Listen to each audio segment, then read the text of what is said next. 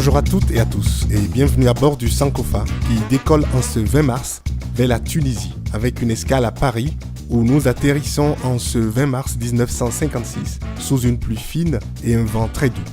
Vers 17h30, nous suivons un cortège de voitures qui traverse la Seine à vive allure et se dirige vers le quai d'Orsay. Quelques instants après, une dizaine de personnes franchit le perron du ministère français des Affaires étrangères. Parmi elles, Taha Ben Ammar, président du Conseil de Tunisie, Monji Slim, ministre de l'Intérieur, et Mohamed Masmoudi, ministre de l'Économie nationale, qui avait négocié depuis le 27 février et conclu le protocole de l'indépendance de la Tunisie. Ben Ammar lit la première moitié du protocole d'indépendance avant d'être relayé par Christian Pineau, ministre français des Affaires étrangères, qui prononce d'une voix ferme la phrase tant attendue par les Tunisiens. La France reconnaît solennellement l'indépendance de la Tunisie. Les deux hommes apposent ensuite leur signature au bas du document. Congratulations, poignée de main et sourire aux photographes. Voilà pour la partie officielle. Lisse, trop lisse peut-être. Parce que, voyez-vous, il y a comme une absence qui dérange aujourd'hui. Comme si l'on venait d'assister à la générale d'une pièce qui finit bien, mais dont l'auteur est absent. Allô, ici le capitaine du Sankofa. Je suis au regret de vous annoncer, chers passagers, que notre départ de Paris pour Tunis est un peu retardé. Un passager manque à l'appel.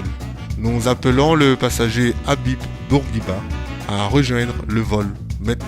Je répète, Monsieur Habib Bourguiba, veuillez vous présenter immédiatement. Merci. Mais où est donc ce monsieur Habib Bourguiba ? Éphéméride africaine, pas mon papa.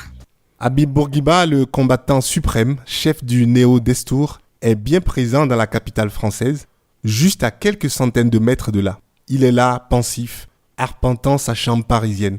Il n'a pas le temps de savourer le triomphe de ses certitudes.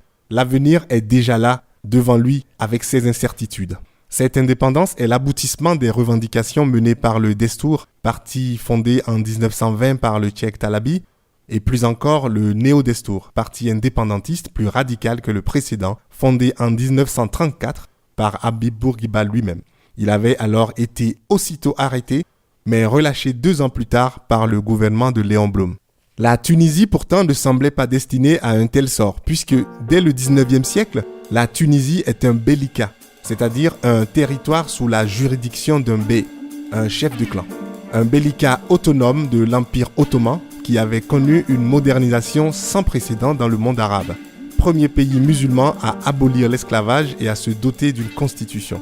Mais les financiers occidentaux avaient conduit le bey à s'endetter outre mesure, l'obligeant à se placer sous le protectorat de la France en 1881. Puis vient ensuite une courte occupation par la Wehrmacht pendant la Seconde Guerre mondiale de novembre 42 à mai 43 avant que le général de Gaulle ne rétablisse par décret l'ancien protectorat. Cette décision du général de Gaulle cause une grande déception chez Bourguiba et ses partisans qui se lancent alors dans des actions violentes contre les autorités françaises. Bourguiba est arrêté une nouvelle fois en janvier 1953 alors que se multiplient les actions terroristes. C'est dans ces conditions que va se produire un coup de théâtre. Le 31 juillet 1954, le président du Conseil, Pierre Mendès France, se rend à Tunis et prononce le discours de Carthage, dans lequel il reconnaît l'autonomie interne de la Tunisie, un premier pas donc vers l'indépendance qui sera effective 2 ans plus tard. Le 25 mars 1956, après cette escale à Paris, 3 jours après son retour, Bourguiba, devenu le chef du gouvernement, abolit le bellica et proclame la République le 25 juillet 1957, fermant ainsi cette parenthèse de 75 ans de protectorat français. Il me paraît important de noter ici 3 actions de Bourguiba qui ont changé l'histoire de la Tunisie. D'abord, son focus sur l'éducation, qui fait de la jeunesse tunisienne la mieux formée et de loin de tout le Maghreb. Ensuite, il engage son pays dans une voie laïque modérée, inspirée de Kemal Atatürk. C'est ainsi qu'il proscrit la polygamie, le voile et la répudiation. Il instaure un code civil en remplacement du code coranique. Enfin, Bourguiba convainc ses concitoyens que le travail et la lutte contre le sous-développement sont une forme de djihad, c'est-à-dire de guerre sainte. Et à ce titre, dispense leurs acteurs du jeûne du Ramadan. Joignant le geste à la parole, il boit un verre d'eau pendant le mois de jeûne en plein jour. Bourguiba, ce grand président, restera au pouvoir jusqu'en 1987, année où, malade, et dans l'incapacité d'exercer ses fonctions, il est déposé par Ben Ali pour la suite que l'on connaît tous. Mon cliché africain de ce jour est un bout de phrase qui répète à qui veut l'entendre que telle puissance coloniale a donné son indépendance à telle colonie. Je trouve qu'au regard de l'histoire des indépendances, ce groupe de mots ne fait pas sens et que sans les luttes courageuses des peuples colonisés, aucune puissance coloniale ne serait partie d'elle-même.